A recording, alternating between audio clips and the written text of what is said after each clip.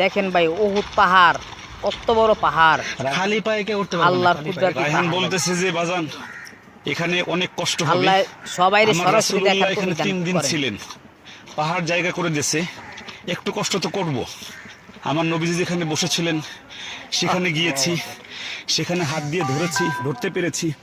আমার জীবনের সর্বকিছু সবচেয়েতে বড় পাওয়ার একটা বিষয় এখানে হয়েছে। এই দেখেন আশ্চর্য। আমি আর যাইতে সাহস পাইলাম না, ওখানে আর যাবো না। রাসূলুল্লাহর স্মৃতি বিজড়িত বড় জায়গাগুলো দেখলাম। রাসূলুল্লাহ এই জায়গাটায়, এই যে দেখতেছেন, এই জায়গাটা আমার নবীজি 3 দিন ছিলেন। আলহামদুলিল্লাহ আলহামদুলিল্লাহ। এই 6 ফিট বাই 5 ফিট এই জায়গাটা ফাঁক হয়ে যায় পাহাড়। রাসূলুল্লাহর মুজিজার নবী বড় কত জায়গা কষ্ট এটা। করছে। আমরা এখানে এসেছি, আপনারা সবাই এখানে আসবেন। মহুদে আসলে, ওহুদে ওই যারা হাজি হজ করতে আসেন তাদেরকে হাজি সাহেবরা এখানে আনে না সবাই। তো আপনারা